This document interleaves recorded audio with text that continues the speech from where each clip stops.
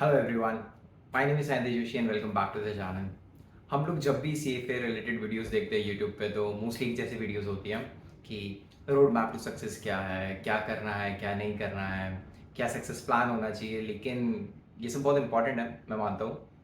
लेकिन CFA prepare करते करते हम ये भूल जाते हैं कि हम लोग मशीन नहीं इंसान हैं, राइट? तो मैंने सोचा कुछ अलग करते हैं। इस वीडियो में विल डिस्कस कि अगर सीएफए सब्जेक्ट्स एक बॉलीवुड मूवी जैसे होते हैं तो कौन सा सब्जेक्ट क्या होता है, क्योंकि ये काफ़ी रिलेटेबल टॉपिक है for most of the students. And कभी कभी हमें लगता है कि हम लोग पढ़ते पढ़ते रांचो बन चुके हैं फ्रॉम 3 इडियट्स, हमें सब आता है। और कभी कभी ऐसा लगता है कि we are Rohit Mehra from Koi Mil गया। तो शुरू करते इस वीडियो को। पहला सब्जेक्ट है क्वांटिटेटिव मेथड्स, जो मुझे हमेशा चक दे इंडिया की याद दिलाता है। क्वांट में फॉर्मूलाज होते हैं, स्टैटिस्टिक्स होती है, प्रोबेबिलिटी होती है, प्रिसिजन होता है, राइट?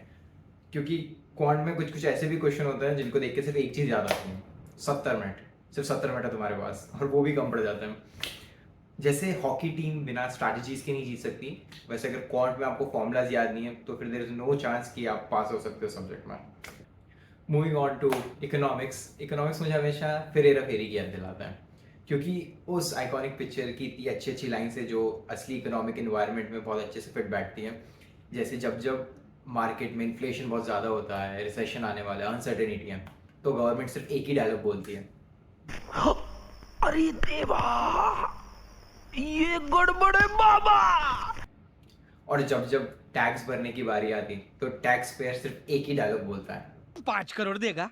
अमीर आदमी देखा नहीं कि भिखारी की तरह भीख मांगना शुरू है?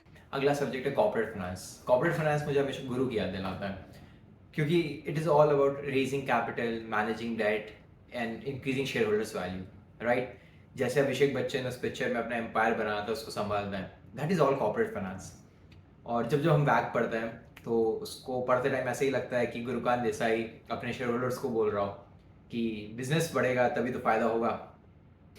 Now moving on to equity investments, जो हमेशा ओम शांति ओम की याद दिलाते हैं। क्यों? क्योंकि कभी कभी मार्केट साइडवेज होता है, फिर एकदम से डेड हो जाता है, He's no more. और जो हमें लगता है कि बिल्कुल डेड हो गया है तो उसका एकदम से एक रिवर्थ होता है, जैसे एसआरके का होता है ओम शांति ओम में। और असली ड्रामा तो तब स्टार्ट होता है जब वैल्यूएशंस की बारी आती है, कभी डीसीएफ, कभी मल्टीपल्स, कभी कंपेरेबल्स। और इस पूरे ड्रामा में एनालिस्ट को सिर्फ एक ही डायलॉग याद आता है, एक चुटकी वैल्यूएशन की कीमत तुम क्या जानो रमेश बाबू। अब बारी पोर्टफोलियो मैनेजमेंट की। पोर्टफोलियो मैनेजमेंट बिल्कुल 3 इडियट्स जैसा है, 3 अलग अलग इन्वेस्टर्स जिनके 3 अलग अलग पोर्टफोलियो और 3 अलग अलग अप्रोचेस। तो सबसे पहले आता है राजू, जो बहुत रिस्क अवर्स है, वो बहुत ही कंजर्वेटिव है, वो उसका एक ही है बस कि यार भगवान बचा लेना। वो डायलॉग याद है ना, भगवान कैसे तैसे बस पास करवा देना। फिर आते हैं फरहान जैसा, जो बिल्कुल बीच में लाया करते हैं, और आप उसको जाके बोलो, फरहान को अगर आप बोलो कि यार डेरिवेटिव्स में अपन थोड़ा सा एलोकेशन बढ़ा दें, तो फरहान फिर एक ही डायलॉग बोलता है, अब्बा नहीं मानेंगे। और एंड में आते हैं रैंचो जैसे, बिल्कुल अल्फा जनरेटर्स। उनका मंत्र सिंपल होता है, सक्सेस के पीछे मत भागो, एक्सेलेंस एक्सेलेंस का पीछा करो। सक्सेस झक मार के तुम्हारे पीछे आएगी। और एंड में every CFA candidate can relate. जब एग्जाम का टाइम हो कंप्लीट हो गई होती है, एग्जाम रिजल्ट्स आने वाले होते हैं, हर इंसान एक ही बात बोलता है, चाचू सब ठीक ठाक है, all is well, all is well. अब बारी एथिक्स की। एथिक्स पता नहीं क्यों लेकिन मुझे हमेशा सिंघम की याद दिलाता है।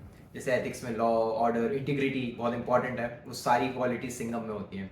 उसके लिए ड्यूटी खुद से ऊपर होती है, और सेम चीज़ एथिक्स हमें सिखाता है कि client interest is always greater than your personal interest. और आप देखोगे सिंघम में 2 टाइप के लोग हैं, एक खुद सिंघम जैसे अजय देवगन जैसे जो सारे रूल्स फॉलो करता है, और एक जयकांत शिकरे जैसे जो उन सारे रूल्स को तोड़ता है। और जब जयकांत जैसे लोग इन रूल्स को तोड़ता है तब सीएफए इंस्टीट्यूट सिर्फ एक ही बात बोलते हैं, माटी सटक ली है। अब बारी है हम सबके सबसे फेवरेट सब्जेक्ट की, डेरिवेटिव्स, जो मुझे हमेशा कोई मिल गया की याद दिलाता है।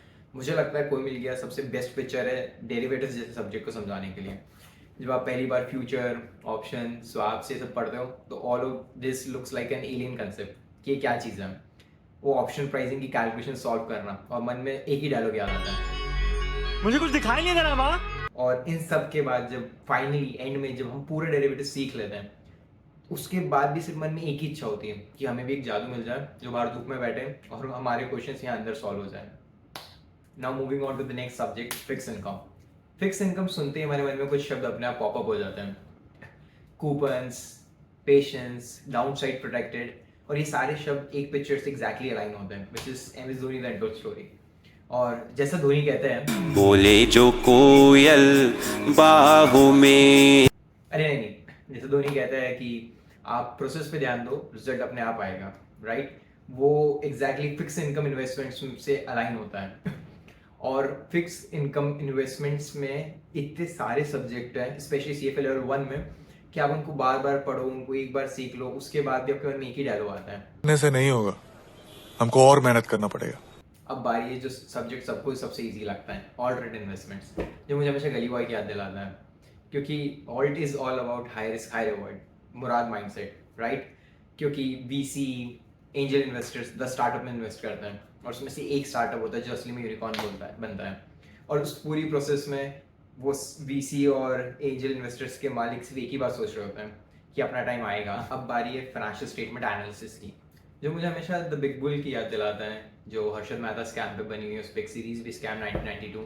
आई नो वो बहुत सारे लोगों को इक्विटी मार्केट स्टॉक से रिलेटेड लगती है, बट मुझे ये ज़्यादा FRA से रिलेटेड लगती हैं, क्योंकि balance sheet manipulation, cash flow mismatch, ये सारी टर्म्स हम FRA में पढ़ते हैं, और इसकी इंपॉर्टेंस आपको पता चलती है जब आप एक कैश फ्लो निकालते हो फ्रॉम ऑपरेशंस, और एक अगर आप डेप्रिसिएशन ना लो तो सब कुछ चेंज हो जाता है। तो मेरे हिसाब से स्कैम 1992 या the big bull is exactly the best fit for FRA, to explain FRA।